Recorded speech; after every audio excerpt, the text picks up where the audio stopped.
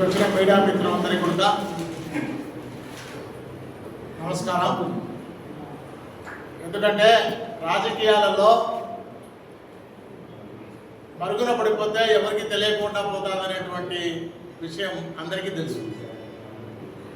వీరి శివారెడ్డి నేను గతంలో అన్ని అధికార పార్టీలు తిరిగినా ఇప్పుడు నాకు ఏ అధికారం లేకుండా పోతుంది. ప్రతిపక్షంలో కూడా వాళ్ళు బయటికి పంపించినారే, నన్ను ఎవరు పట్టించుకోలేదు అనే పరిస్థితి వచ్చినప్పుడు అందుబాటులో విలేకరులు ఉంటారు కాబట్టి ఒక ప్రెస్ మీట్ పెట్టినా అందరికీ నా గురించి నాకు అంటదలే అనేటువంటి ధోరణిలో ఆయన వ్యవహరిస్తున్నాను.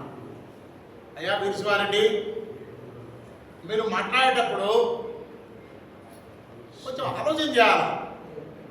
అలా పెద్ద వయసు మీది, లాస్ట్కు మీరే కాకుండా మీ కొడుకు కూడా ఆయన ఇప్పుడే మా సోదరుడు అన్నట్టు మీకుండే చరిత్ర ఆయనకు తీసుకొచ్చి పెట్టినట్టే కనపడతాను. ఇప్పుడు ఆయన చెప్పంటే నాకు కూడా అర్థమవుతుంది.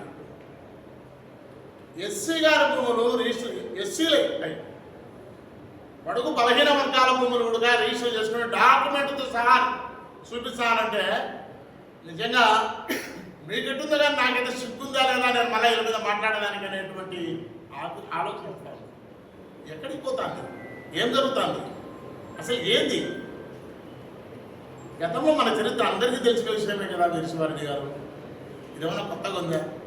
అప్పుడు దుట్టూరులో ఉపాధి మేము చిన్నప్పుడు అప్పుడు కాలేజీకి పోయేటప్పుడు చెప్తా ఉంది, కోటమూరు పోయి అది మట్కా నిర్వహించుతుంటే కేసు పెట్టి లోపల వేస్తే దాని మీద ఫైన్ కూడా వేసినారంటారు. మరి అది మీకు తెలిసిందా?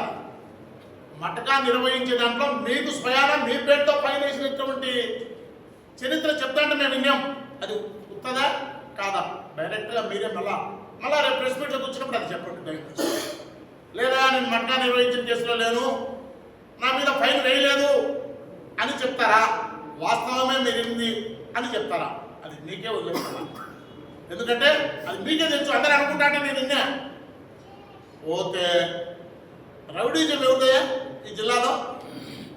ఏ రాజకీయ నాయకుడైనా కానీ పారిశ్రామికవేత్తలను కొట్టినటువంటి చరిత్ర ఉందా? కొట్టించిన చరిత్ర వాళ్ళ కేసులో ముద్దాయిగా ఉన్నారా?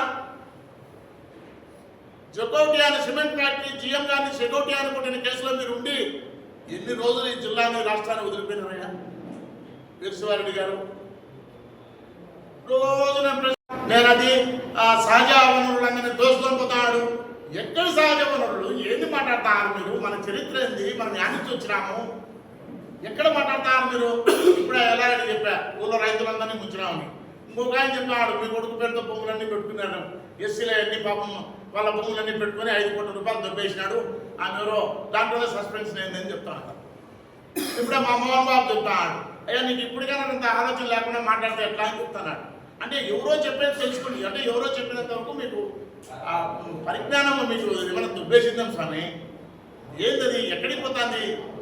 జకోటియా కేసులో ముద్దాయి, అదేందో వెహికల్ కేసుల్లో కార్లు, టిప్పర్లు, లారీలు, జేసీబీలు, ఈ కేసులో కూడా ముద్దాయి. మళ్ళా పరిగెత్త మళ్ళా పోయినా. అది ఇప్పుడే సోదరుడు చెప్పా. ఆ కేసులో తెలుగుదేశం పార్టీ చంద్రబాబు నాయుడు టికెట్ ఇస్తే ఎమ్మెల్యే అయ్యి, ఆయన పుణ్యంతో ఎమ్మెల్యే అయ్యి అధికారం రాజశేఖరుడికి వచ్చానికి ఈ కేసును ఘటనేసుకునే దానికి మళ్ళీ 6 నెలల్లో సంవత్సరమో రాష్ట్రమే దాటిపోయి తీసుకొచ్చి నేరుగా వచ్చి రాజశేఖర రెడ్డి వాళ్ళ తల్లిగారు ఆమె జయమ్మ ఆమె కాళ్ళు పట్టుకున్నారని అప్పుడు అంటారు. అది వాస్తవం కదా? మీరు చెప్పాలి. రేపు మళ్ళీ ప్రెస్ మీట్ ఉంది కదా, మేము చాలేవు కదా. కాబట్టి మీరు చెప్పాల్సినవి ఇన్ని చెప్పాలా. కాబట్టి మీకుండే ఏ రూపంలోనే కానీ అక్కడ వజ్రం అయితే అనుకుంటాడేమో. మీరు చెప్తున్న వాళ్ళంతా ప్రజెంట్ కౌన్సిలర్లు 2 ఉన్నారు వైఎస్ఆర్ పార్టీ. వీరపునాయనపల్లి నుంచి ఒక ఆయన రోజు ఒక పార్టీ మహానుభావుడు, మీ అలవాట్లు ఆయన కూడా ఉన్నాయి. కాబట్టి మమ్మల్ని మీరేదో మీ కేసులో అంటే వెహికల్స్ కేసులో దాంట్లో ఉండే వాళ్ళ వ్యక్తులతో 50 రూపాయలు ఇచ్చి ప్రెస్ మీట్ పెట్టించి నన్ను విమర్శించడం అట్లా కాదు. నీతి నిజాయితీతో నేను ఏదైనా చేసినా